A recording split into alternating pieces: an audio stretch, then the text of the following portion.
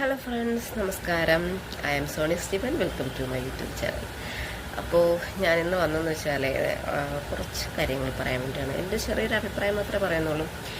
ചിലപ്പോൾ നിങ്ങൾക്ക് ഇഷ്ടപ്പെട്ടാലും ഇഷ്ടപ്പെട്ടില്ല, എല്ലാവർക്കും ഒരു അഭിപ്രായം പറയേണ്ട ഒരു അവകാശമുണ്ടല്ലോ. അപ്പോൾ ഞാനിങ്ങനെ ആലോചിച്ചപ്പോൾ നമ്മുടെ CJP പാർട്ടിയെക്കുറിച്ചാണ് ഞാൻ ഇന്ന് കേട്ടറിഞ്ഞ 2 ദിവസം കൊണ്ട്.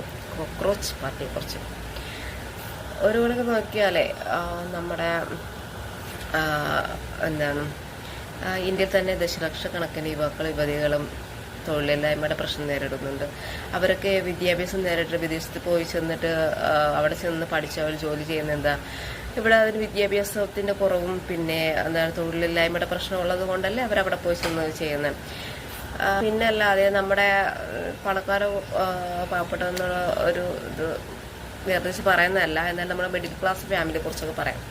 അവരുടെ പാരൻസൊക്കെ ഉണ്ടല്ലോ, അവർ കഷ്ടപ്പെട്ട് ചിലപ്പോൾ ജോലിയൊക്കെ ചെയ്തിട്ട് ലോണൊക്കെ എടുത്തിട്ട് പലിശയ്ക്കൊക്കെ എടുത്തിട്ടായിരിക്കും വിദേശത്ത് മക്കളെ പഠിപ്പിക്കാൻ വിടുന്നത്.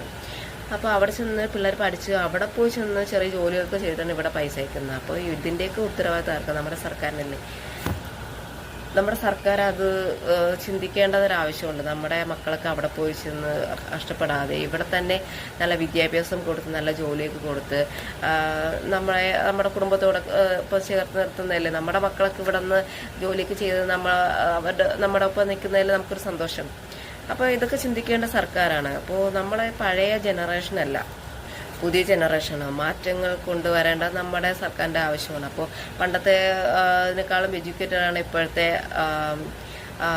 യങ്സ്റ്റേഴ്സ്. അപ്പോൾ അവർ മാറി ചിന്തിക്കുന്നവരാണ്. അവർ എന്താണ് ഒരു വോട്ട് കൊടുക്കുമ്പോൾ നമുക്ക് എന്തെങ്കിലും ആനുകൂല്യങ്ങൾ കിട്ടുന്നുണ്ടോ, അവർ അനീതിക്കെതിരെ പോരാടുന്നത്, സത്യസന്ധതയ്ക്ക് നിൽക്കുന്ന ചെറുപ്പക്കാരാണ്. അപ്പോൾ ഇതിനുള്ള ഉത്തരവാദിത്വം സർക്കാർ തന്നെ ഇതിന് എത്രയും പേര് നടപടി എടുക്കണം. നമ്മുടെ യങ്സ്റ്റേഴ്സിന് എന്തെങ്കിലുമൊക്കെ ഒരു ആനുകൂല്യങ്ങൾ എന്തെങ്കിലുമൊക്കെ കൊണ്ടുവരണം. വിദ്യാഭ്യാസവും തൊഴിലില്ലായ്മയുടെ പ്രശ്നവും പരിഹരിക്കേണ്ടത് നമ്മുടെ സർക്കാർ, പുതിയ സർക്കാരായാലും ഇനി വരുന്ന സർക്കാരായാലും ശരിയല്ലേ, കൊണ്ടുവരേണ്ടതാണ്.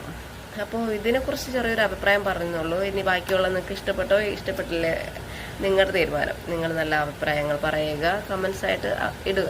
Okay, thank you so much ഇത്രയും നേരം കേട്ടതിന്. Thank you so much.